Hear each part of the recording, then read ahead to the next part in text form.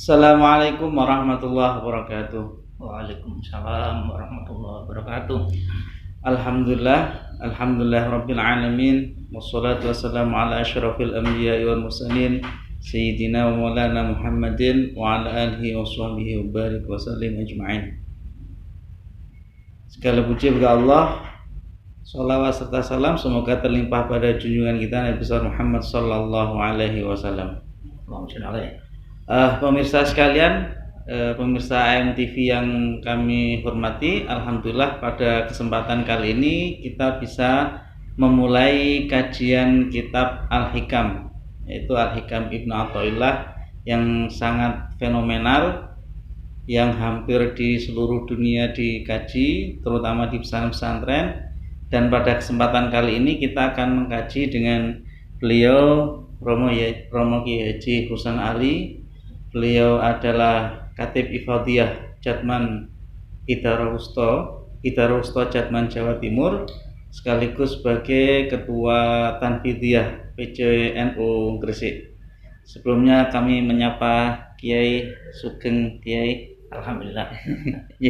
Alhamdulillah pada siang hari ini kita bisa memulai Kiai. Tentunya ini adalah kesempatan yang sangat istimewa.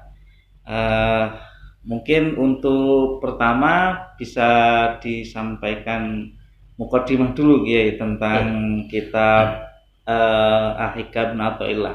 Monggo. Terima kasih. Assalamualaikum warahmatullahi wabarakatuh. Bismillah, alhamdulillah, wassalatu wassalamu ala rasulillah, la hawla wa la quwata illa billah, ma ba'du. Selaku pribadi lan atas nama PCNU Kabupaten Gresik, juga sekaligus Idara Wusto Jatman Jawa Timur, patut bersyukur pada Allah Subhanahu wa taala karena memperoleh kesempatan untuk berbagi di dalam upaya untuk li'ilai kalimatillah yang mulia, yang dalam hal ini kita akan mengkaji sebatas yang kita mampu tentang kitab Hikam yang dikarang oleh Ibnu Athaillah Sakandari.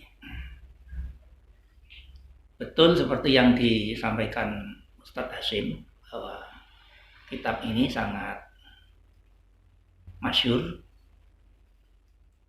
karena kitab yang dikarang oleh Syekh Ibnu Athaillah Sakandari yang wafat pada tahun 702 Hijriah.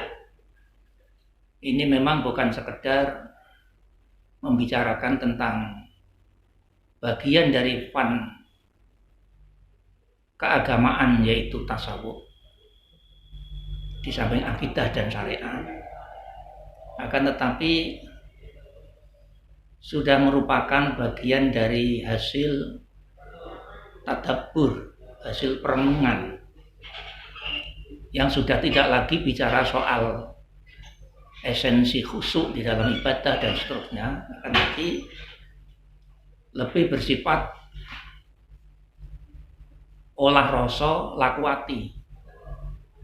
Itulah yang kemudian dinarasikan dalam bentuk ungkapan-ungkapan bijak yang kemudian kita kenal dengan Al-Hikam, yaitu jamak dari lafaz hikmah. Memang kata-kata hikmah itu sendiri Allah Subhanahu wa taala memfirmankan, yu'til hikmata may yasha wa may yu'tal hikmata faqad utiya khairan katsira. Allah hanya memberikan kemampuan untuk mengungkap hikmah itu kepada orang yang dikehendaki. Dan barang siapa diberi kemampuan untuk menyingkap hikmah kehidupan ini, maka niscaya dia diberi kebaikan yang sangat luas dan banyak. Nah, oleh karena itu kitab Hikam ini memang tidak seperti kitab-kitab tasawuf yang lain yang ada bab-babnya. Al-Ghazali nulis Minhajul Abidin. Tentu kajiannya tasawuf juga. Akan tetapi di sana ada penjenjangan. Tabaqah ula, tsaniyah dan seterusnya. Di dalam Ihya Ulumuddin misalnya melekat pada jenis-jenis ibadah. Muncul sholat yang seharusnya dilakukan, puasa dan seterusnya. Akan tapi yang diungkapkan dalam hikmah yang kemudian terhimpun dalam Al-Hikam ini tidak seperti itu, tapi langsung olah rasa, laku hati, sehingga dimulai dari manapun kitab Hikam ini bisa, nggak ada ujung pangkalnya, nggak ada ujung pangkalnya. Beda dengan yang lain, ada urutan-urutannya. Itulah Hikam lah, karena itu kemudian terbukti kitab ini menarik perhatian para ulama-ulama berikut. Sehingga pada dasawarsa 90 tahunan pasca kehidupan beliau lahir sebuah syarah yang di dalam pesantren sangat dikenal. Yang syarah ini ditulis oleh Syekh Abdullah Ibnu Hijazi Al-Khalwati Asy-Syirqawi, yang biasanya di dalam kitab itu satu paket dengan syarah yang ditulis oleh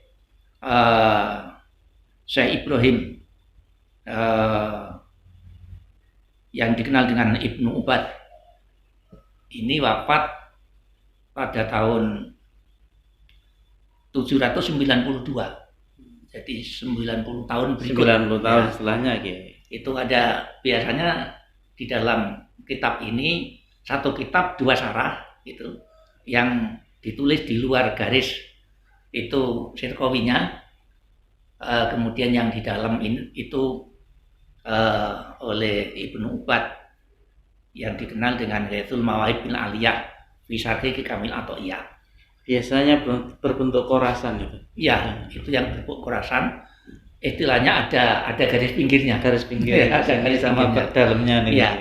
Kendati pun begitu, belakangan khusus untuk Ghaithul Mawahib bil Aliyah ini ada yang dicetak tanpa garis pinggir karena memang terpisah dari yang Syirqawi itu, seperti ini naskahnya. Seperti ini. Mungkin sakit ya. Ya, seperti ini.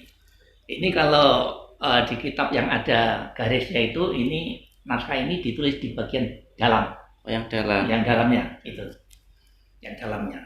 Dan alhamdulillah selama ini menjadi bacaan saya dan teman-teman di rumah setiap malam Sabtu itu kitab ini. Karena yang Syirqawinya sudah selesai, kemudian ke Ibnu Ibadnya. Dan ada lagi belakangan setelah itu, ini juga sangat masyhur yang diberi nama Iqadul Himam. Iqadul Himam itu ditulis oleh Ibnu Ajibah. Ini lebih ringkas dan kelihatannya lebih sistematis, akan tapi riwayat-riwayat pendukung yang terkait dengan makalah bijak itu agak sedikit, agak terbatas, tidak seperti yang Ghaithul Mawahib bil Aliyah. Itu ada ada riwayat-riwayat pendukung untuk memperjelas apa yang dikandung di dalam Hikam itu sendiri. Mungkin bisa riwayat pendukung itu contohnya apa? Contohnya misalnya tentang istijabatu doa misalnya. Tentang istijabatu doa. Orang banyak yang menganggap bahwa saya sudah berdoa, tapi kok Allah belum mengabulkan. Ya. Lah ini. Sedangkan apa Allah itu janjinya tidak ditepati. Lah, untuk menjawab agar pahaman-pahaman seperti itu tidak berkelanjutan kesalahan ini, maka kemudian didukung oleh riwayat. Ini kalau di Ghaithul Mawahib bil Aliyah ini kaya dengan pendukung-pendukung itu. Contoh misalnya Ya. satu. Ya misalnya saja. Sebenarnya begini, ini sebenarnya kita sudah kesana kemari nih, jadi sudah masuk pada materi yang ada di dalam, atau nanti akan kita kasih. Sebenarnya kalau berdoa itu tugas kita, ijabah itu urusan Allah. Lah, kita lupa bahwa menjadi kurang sopan kalau kemudian kita ini sering masuk pada wilayah Allah. Sementara yang wilayah kita belum tentu diberesin. Nah gitu. Terlalu kewajiban Allah terlalu dituntut. Nah, apalagi kemudian kalau sampai pada gaya-gaya transaksional. Kalau saya melakukan ini, mestinya saya dapat ini. Ini ya sebenarnya dari sisi etika seorang hamba ya sangat tidak baik. Adabnya. Ya, nah disinilah yang dibedah oleh Ibnu Athaillah Sakandari. Padahal ada seorang ulama yang merasa berdoa sudah 30 tahun itu, tapi kok rasanya belum sempat diijabah oleh Allah. 30 tahun. Suatu saat dia bermimpi. Ini termasuk pendukung tadi. Bermimpi, dalam mimpi itu berada pada satu ruangan yang dia diperbolehkan untuk matur kepada Allah, bebas. Bahkan komplain pun boleh dalam mimpi itu. Maka beliau matur, ya ilahi, qad ta'atuka mundu salatina sana falam tujibni. Ya Rob, kenapa saya merasa berdoa kepada engkau sudah 30 tahun kok belum engkau jawab? Apa kata Allah dalam mimpi itu? Naam, li'ani uhibbu an asma'a sautaka fitu'ak. Iya, karena saya suka mendengar rintian suaramu tatkala berdoa itu. Coba bayangin. Ketika kita berdoa, suara kita didengar dan disukai oleh Allah, itu mesti harus merasa lebih tersanjung daripada pemenuhan doa. Daripada diberi tapi belum tentu disukai. Itu antara lain. Terima kasih, Yai. Menarik sekali untuk tadi. Jadi bagaimana posisi kitab Hikam dibandingkan dengan kitab-kitab tasawuf yang lain, dan tadi sudah disampaikan oleh beliau dengan dasar-dasar yang ada. Untuk selanjutnya kita saksikan yang akan lewat ini. Terima kasih.